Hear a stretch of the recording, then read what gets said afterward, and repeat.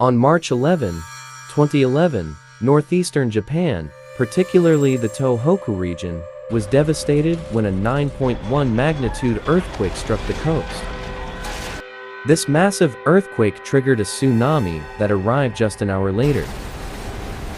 The water slowly engulfed everything, and nothing could stop its destruction.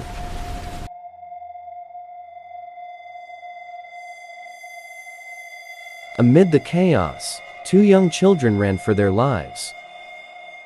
The brother told his sister he couldn't keep running, but she urged him on.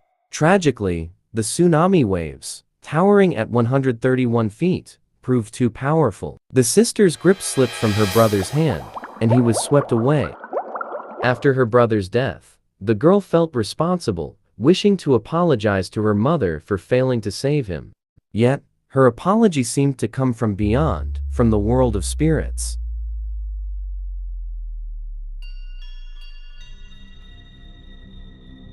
Ishinomaki, a city severely impacted by the tsunami, saw around 20,000 lives lost.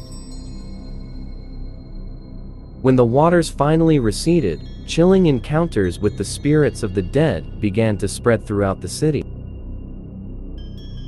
Death is not a full stop, nor just a word, it's more of a question.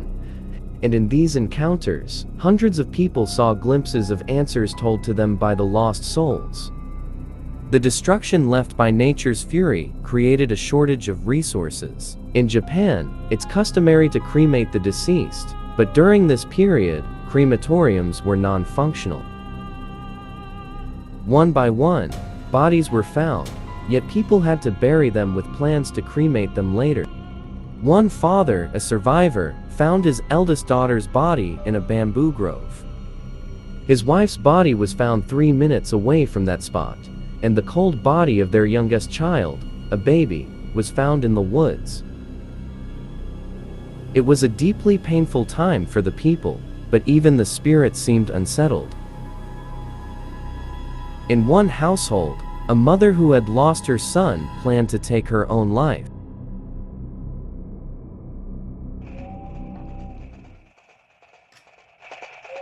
Until her son's toy train inexplicably started on its own, as if to signal her. This toy, meant to be manual, got on automatically, as if the son's spirit wanted her to keep living, encrypting the message in the whistle. All over town, drivers reported seeing passengers who would vanish when they reached their supposed destination. Meters kept running as if the spirits, misplaced by the storm, were trying to find their way home. Many drivers who had also lost loved ones paid for these ghostly fares themselves, feeling compelled to help. Countless encounters were reported. A resident of Ishinomaki recalls how the city looked different before the disaster. This resident, who had been able to connect with ghosts since childhood, felt a strong connection to the spiritual world.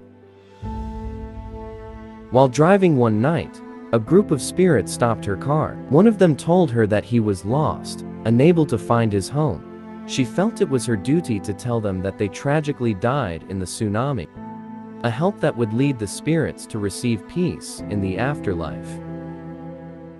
Similarly, a monk named Reverend Taiyo Kaneta helped grieving families let go of their sorrow. He recounted a case involving a girl named Ami, who claimed to feel spirits entering her body.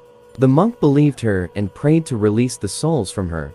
The process took hours.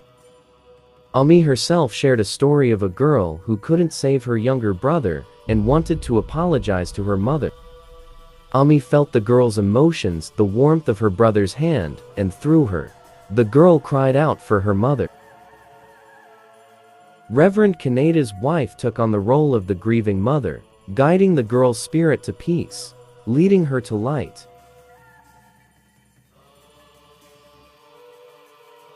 There are many heartwarming stories from tsunami victims in Ishinomaki, sharing their encounters with the lost. Outsiders question the paranormal events, wondering why such a concentration of spirit encounters didn't occur in other tragedies like Hiroshima. People of Ishinomaki say their city is steeped in tradition and spirituality, and perhaps because of this, something extraordinary happened when thousands of souls, carrying the pain of loss, were washed away in the tsunami's waters. Yet, for the monk and the victims, these encounters were real. They are like raindrops touching the sadness of flooded ground, while we are like distant clouds, hearing their stories. We may choose to believe or not, but when we realize that 20,000 people, just like us, lost their lives, the weight of the tragedy will haunt and stay forever with them and us.